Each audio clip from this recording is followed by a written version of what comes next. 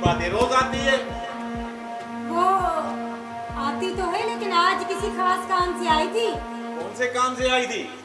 वो कह रही थी अभी बच्ची का रिश्ता दे दो। हाँ, अरे ये तो अभी छोटी है, अब इसकी उम्र, इस उम्र में देंगे क्या हम?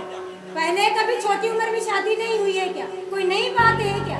अरे मेरी बात सुनो, सुना है कि अभी एक कानून आया है नया, जिसके मुताबिक छोटे बच्चों की शादियां नहीं हो सकती। कानून को कौन पूछता है? ये कानून तो बनते रहते हैं, कौन सा अमल होता है? तुम्हें पता है शकूर वालों के गांव में अभी शादी हो रही थी छोटी बच्ची की। हाँ? उसमें अचानक पुलिस आ गई, तो लड़के के बेटे बाप को और लड़की के माँ बाप को और मौलवी साहब को भी ले गए। ये तो शुक्र ही आपने सुना, मुझे बताया। हाँ। मैं तो उसको दे रही थी तारीख। उसको कहना कि बाबा ये तुम्हारी अमानत है, 4-5 साल रुक जाएं, ये थोड़ी सी जवान हो जाए उसके बाद दे देंगे। ठीक है, अभी आएगी तो मैं उसको समझाऊंगी। हाँ हाँ। तो कितना क्या कहा है कि कब तक करा सकते? 18 साल उम्र होनी चाहिए बच्ची की।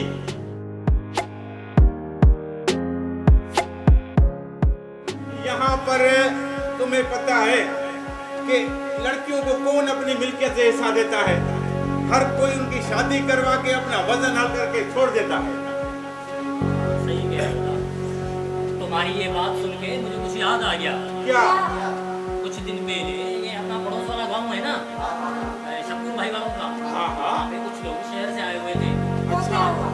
बता रहे थे कि ऐसे भी कानून है जिससे औरतों की मिल्कियत का हिस्सा जो है उनको मिल सकता है।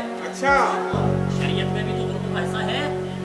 अरे भाई, इस कानून और शरीयत को तो है, लेकिन उसको पूछता कौन है और हम गरीबों की सुनेगा कौन? अच्छा, उन्होंने ये भी बताया कि खास करके औरतों के लिए कोर्टें हैं जिनमें जज भी खुद होते ही हैं। अच्छा हाँ, भाई, ये तो आपने बहुत अच्छी बात बताई। इन्हें एनजीओ वालों को कहो कि हमारे गांव में भी आए ना, तो हमें भी समझाए अच्छी अच्छी बातें कानून की।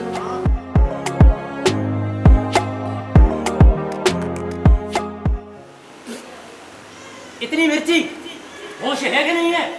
उतनी डाली तो रोज डालती, उतनी ज्यादा तो नहीं डाली हुई।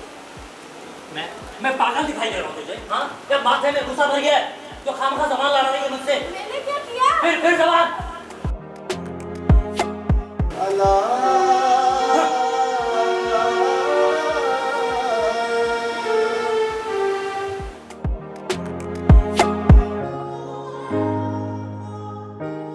मेरे अब्बू बाप के जमीन से कुछ हिस्सा मिला हुआ है, उस पे मेरे भाइयों का कब्जा है। क्या कानून मेरी मदद कर सकता है उसमें? हाँ चाची, क्यों नहीं मदद करेगा कानून? उसका कानून भी मौजूद है, जिसमें जो मिल्कियत के जो मसाइल हैं वो उस कानून के तहत उतलाए जाते हैं। अच्छा। हाँ।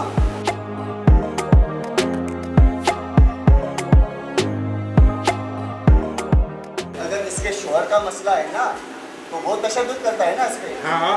तो उसका भी हल मौजूद है। अच्छा। आपको पता है उसका कानून मौजूद है। अच्छा। जिसमें जिनसी तशद्दुद, जिस्मानी तशद्दुद, ज़हनी तशद्दुद, मुआशी तशद्दुद, किसी भी किस्म का तशद्दुद है ना, उसका कानूनी हल मौजूद है। चाची, हुकूमत ने ऑफिसें और कोर्टें खोल के रखी है इस मसाइल के हल के लिए। कोर्टें तो मैंने सुनी है, ये ऑफिस कौन सी बला है, क्या है? चाची, ये भलाई नहीं, ये इदारे हैं जो गवर्नमेंट ने हर बड़े ज़िले के एक बड़े शहर में खोल के रखी हैं, जिसमें वुमेन प्रोटेक्शन सेल है, ह्यूमन राइट्स की ऑफिसें हैं और इसके अलावा कोर्टें मौजूद है, जहाँ पे ये जाके अपना जो पर्चा कटवाएगी उसके खिलाफ जो तशद्दुद करता है, तो कोर्ट उसको बुलाएगी वहाँ पे और इसका मसला हल हो जाएगा और उसको सज़ा मिलेगी। अच्छा।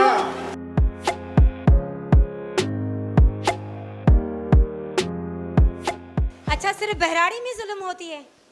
शहर में भी होता है। शहर में भी होती है, यानी जुल्म जुल्म है, उसका गांव से या शहर से कोई ताल्लुक नहीं। कौन से इदारे बने हुए हैं जहाँ पे हमें जाना चाहिए, अपने हुकूक के लिए वहाँ आवाज़ उठानी चाहिए, दरख्वास्तें देनी चाहिए? सुनी है? फैमिली कोर्ट है, फैमिली कोर्ट है, उनसे रब्ता करना चाहिए। लेडीज पुलिस है, उनसे लेडीज रब्ता पुलिस। करें। अगर किसी के ऊपर जुल्म हो रहा है, शौहर मारपीट कर रहा है, तो आप लेडीज़ पुलिस से रब्ता कर सकते हैं। और बड़े शहरों में जो वुमेन प्रोटेक्शन सेल, वो सुना है किसी ने? जुल्म पे आवाज़ नहीं उठ सकती है, जुल्म करके चुप करके ही बैठना सही होता है, लेकिन ऐसा नहीं है। इसके राइट हैं, आप जो है वो इसका राइट है और आपको इस पर जस्टिस भी मिलता है। और पाकिस्तान में, सिंध में, हर एक डिस्ट्रिक्ट में एक सेल्फ प्रोटेक्शन है जहां जाके ये बताया जा सकता है कि औरतों पे जुल्म हो रहा है। Bakhtiar project improved access to fair, legitimate and effective justice in Pakistan. ये हमारा 6th ईयर है, 6ठा साल है जो हम सिंध के 3 डिस्ट्रिक्ट्स में ये प्रोजेक्ट चला रहे हैं, खैरपुर, सांगड़, हैदराबाद। और हर डिस्ट्रिक्ट की 9 यूनियन काउंसिल्स और हैदराबाद की 9 यूनियन काउंसिल, उसमें मूसा कटिया यूनियन काउंसिल भी शामिल है। जैसे कि हम अपने फॉर्मल जो इंस्टीट्यूट्स हैं उनको प्रोमोट करते हैं कि आप अपनी शिकायत जाके वहाँ पर दर्ज करवाएं। जस्टिस प्रोवाइडर्स को अपनी कम्युनिटी में इंट्रोड्यूस करवा दें कि वो आएँ और लोगों से बात करें और उनको जाके बताएं कि हमारे जो इंस्टीट्यूट्स हैं वहाँ पर लोग अपनी शिकायत, औरतें ख़ास तौर पे, कि कितने सारे कंप्लेंट सेल हैं औरतों के हवाले से, बच्चों के हवाले से, वो आएँ और अपनी शिकायत दर्ज करवाएं। मुख्तलिफ जो भी इश्यूज़ हैं, जो भी उनके साथ ग्रीवेंसेस हैं। हमने पूरे सिंध में women and children protection cells establish किए हैं। हमारे पास बहुत ज़्यादा केसेस आ रहे होते हैं, जैसे अभी भी हम रिजॉल्व कर रहे हैं। दुआ जहरा का केस आपको पता है, इस तरह बच्चियां चली जाती हैं, गुम हो जाती हैं, इस तरह की रिपोर्ट्स आती हैं। बहुत सारे ऐसे केसेस आते हैं जिसमें ये जो मोबाइल फ़ोन्स आप लोगों के पास हैं, इसमें ब्लैकमेलिंग हो रही होती है बच्चियों के साथ, और घर में रहते हुए माँ बाप को कुछ पता नहीं है बच्ची कौन से फेस से गुजर रही है जहनी तौर पे। फिर वो सुसाइड का एलिमेंट आ रहा है या उस ब्लैकमेलर की डिमांड्स पूरी करने का एलिमेंट आ रहा है। तो यहाँ पर ये जो अवेयरनेस सेशंस हैं, मैं साफ़को को बहुत ज़्यादा मुबारकबाद भी देना चाहूँगी और उनकी आगे प्रोग्राम्स के लिए हौसला अफजाई भी करना चाहूँगी। हमारा साथ हमेशा का है कि हम इस तरीके से कम्युनिटी में अवेयरनेस करें, और ये थ्रेटेड भी एक ऐसा तरीका है कि कोई बोर भी ना हो और खुश्क बातों को बहुत ही अच्छे तरीके से उन लोगों के जहनों में बिठा दिया जाए जो अब भी कहते हैं कि तशद्दुद सही है, अब भी कहते हैं तशद्दुद तो सदियों से होता चला आ रहा है, अब भी कहते हैं कि कोई बात नहीं, अगर 2 थप्पड़ पड़ गए बेटी को तो क्या हुआ। तो उन लोगों के लिए ये मैसेज है कि ये गैर कानूनी है। एक और भी चीज़ आगे से कहूँगी कि ये जो घरेलू तशद्दुद है, इसमें औरत मर्द किसी के भी ऊपर हो सकता है। ये ज़रूरी नहीं है कि सिर्फ ख़वातीन ही हमारे पास विक्टिम होकर आए, ये तो हमारी सोसाइटी के तौर तरीके और सोच ऐसी है। इसमें मर्द और बच्चों के ऊपर भी तशद्दुद होता है, वो भी केसेस आते हैं। और उसके अलावा अगर आपने घर में कोई मुलाजमा रखी हुई है और उसके ऊपर तशद्दुद किया जा रहा है, तो वो भी घरेलू तशद्दुद की, घर की 4 दीवारी के अंदर होने वाला तशद्दुद है जो कि गैर कानूनी है।